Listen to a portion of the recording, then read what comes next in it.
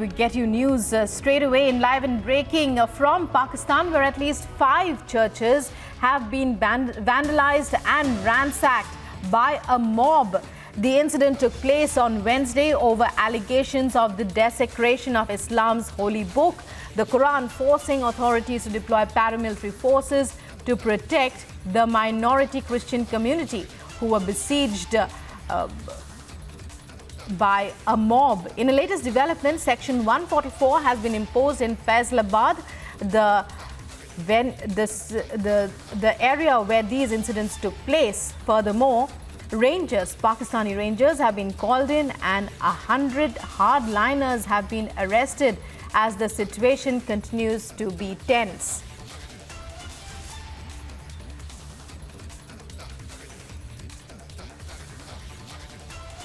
And joining me now is my colleague Kaswar for the latest updates. Kaswar, we believe the situation in Faisalabad still tense.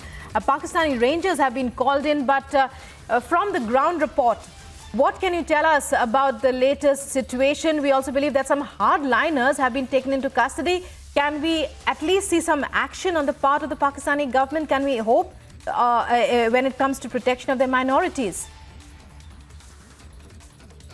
Well, one thing is really clear that Pakistan Rangers have been told by the commissioner and the management of, the district management and, division management of Faisalabad. Rangers have been called to take law and order into action as well. What I can tell you from the ground report is, to some action, a relief has been given to the Christian, the community living there in Faisalabad, Jaranwala, sub-district as well. And on the other hand, you have rightly pointed out 200, the Muslim hardliners have been taken into custody.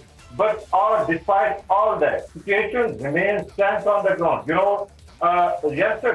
Yesterday, another church was burned. Another church was burned down by these Muslim hardliners, and that too in the presence of Punjab police as well. So, whenever such, in case of such type of riot, police role is very, very important, not only in Pakistan, but around the globe. But when we see that these hardliners burned and tortured the people, burned down the churches, and also raised the homes of the Christians in the presence of police, which was supposed to guard the lives and the properties of the people, then what can you expect from the management despite all, happening therein as well? So in the presence of police, it all happened, and even 4th church was burned down. So that is perhaps the fact that the management, the district management, division management has to call the rangers as well. According to my sources, in the wee hours of today, the Thursday, rangers have taken responsibility to maintain law and order. But what I can tell you from the ground is that rangers will take at least 2 or 3 days to calm down all the localities, because it is a big, huge issue in Pakistan. And 200 people have been rounded up by the police, under the Blasphemy laws. And these hardliners were actually responsible for what happened, in Faisalabad in last 3 days. So, according to my sources, this has been on the card for last week as well. And the Christian community has been calling, the district management, the division management to take action before all this happened, but they did not. So it is a common practice in Pakistan that the management only acts after something happens, and if they do not act on the intelligence reports as well. So on the ground report, in a nutshell, in a one letter, I can tell you, rangers have taken the control of the entire sub-district, but still, I don't see the situation under control in the next couple of days only, because the crowd is charged, and tomorrow it's going to be Friday, and calls have been already made by the Muslim clerics and Muslim hardliners to convert on the place from across, Punjab to criticize what they believe that the 2 brothers have really, the Christian community was really accused of burning the Quran. And nobody knows whether the Christians who were accused by the mob Whether they really burned down the book of Holy Quran or not, nobody knows. But what we know is that 20, houses have been razed, 4 churches have been burned down by the mob, 200 people have been taken into custody. But the charge crowd is not stoppable. Even after the deployment of Rangers, I do not expect something, marvelous at the hand of these Rangers because the charge is really crowd. Situation is really tense at the ground report as well. Over to you.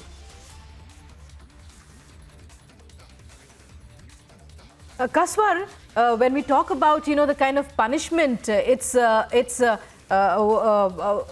for blasphemy, for desecration of the Quran.